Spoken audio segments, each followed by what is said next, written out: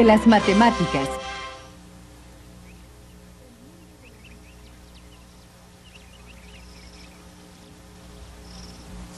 Los topógrafos miden puntos, líneas y posiciones en la superficie de la Tierra.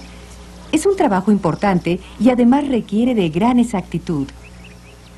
Los límites entre propiedades, estados y aún países son establecidos por topógrafos.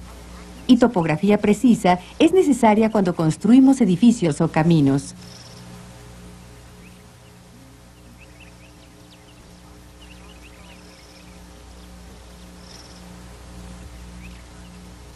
Estos investigadores están midiendo la Tierra para un futuro desarrollo habitacional. ¿Pero qué pasa con terrenos más accidentados? ¿Cómo medirían los investigadores, digamos, la altura de una montaña? Monte Everest en los límites de Nepal y el Tíbet.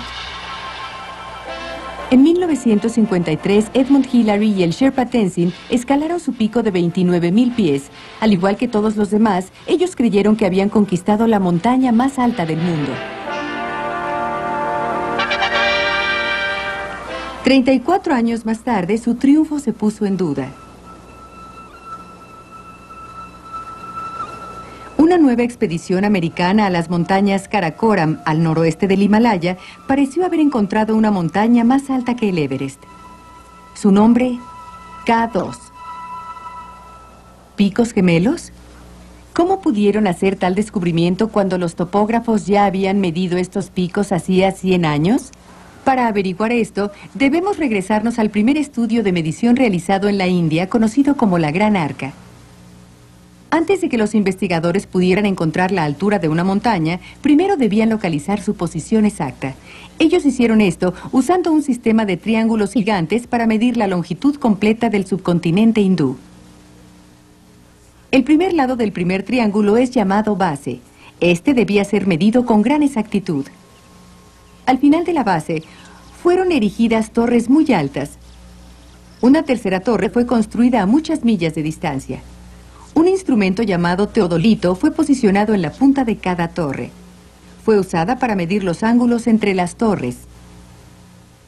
Cuando estamos viendo dos ángulos de un triángulo y la longitud de su base, podemos calcular la longitud de los lados restantes. Uno de estos lados puede servir como base para el siguiente triángulo. Este proceso es repetido varias veces y se le conoce como serie de triangulación.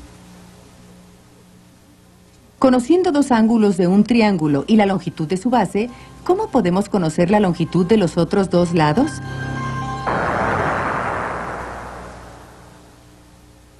Los estudios de triangulación permitieron a los topógrafos fijar su posición en el Dehradún, en los pies del monte Everest, con gran precisión.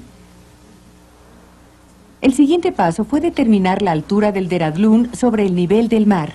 Para hacer esto fue necesario usar un proceso diferente. Los topógrafos tuvieron que empezar en la línea costera y moverse tierra adentro, midiendo los cambios en la elevación que iban encontrando. El método es llamado nivelación. Una marca es colocada al nivel del mar. Una segunda marca es colocada a una corta distancia. Observando cada marca desde un nivel medio, se mide la diferencia de elevación entre ambas marcas. La primera marca y el nivel intermedio se mueven hacia adelante. A pesar de ser muy exacto, el nivel medio es poco práctico en desniveles y terrenos montañosos. Aquí debe usarse otra técnica: medir el ángulo vertical a un punto distante del pico, y así podrá calcularse la altura de la montaña. ¿Puede ver algún problema con este método?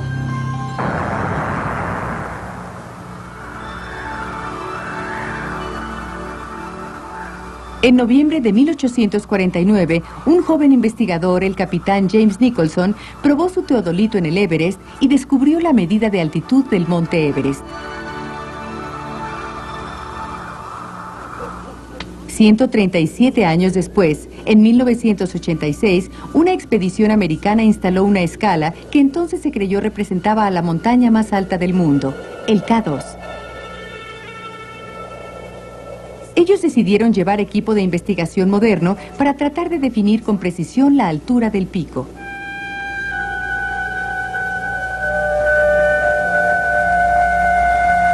El equipo usó señales de radio de un equipo de posición global de satélites, o PGS.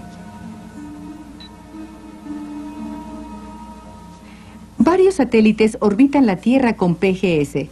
Su posición en el espacio puede conocerse en cualquier momento con mucha precisión.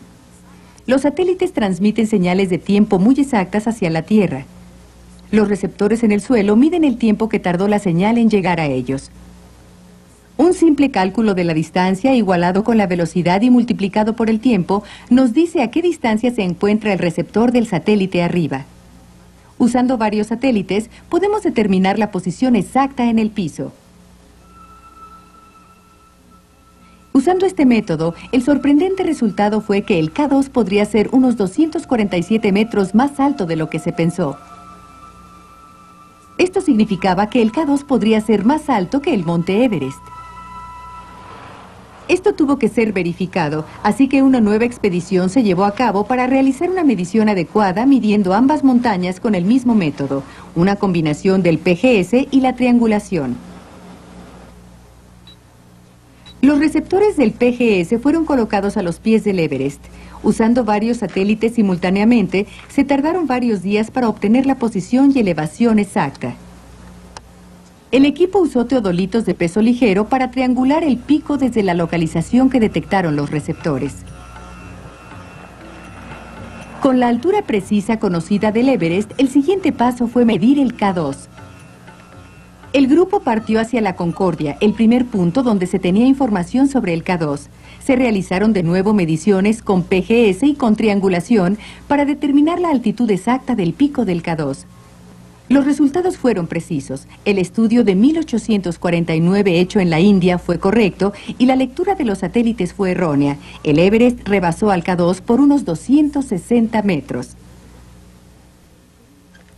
¿Cuál fue el error de la nueva tecnología?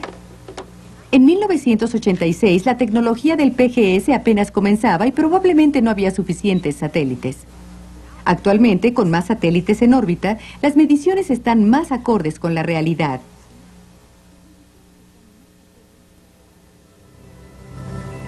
¿Qué pasará en el futuro? Innovaciones recientes en mapas de tercera dimensión significan que ya no habrá que imaginar cómo se vería el Everest, se puede ver ya en pantalla. La computadora crea una imagen aparentemente sólida. Es el siguiente paso en tecnología de mapas. ¿Cómo podría medir con exactitud la altura de su escuela?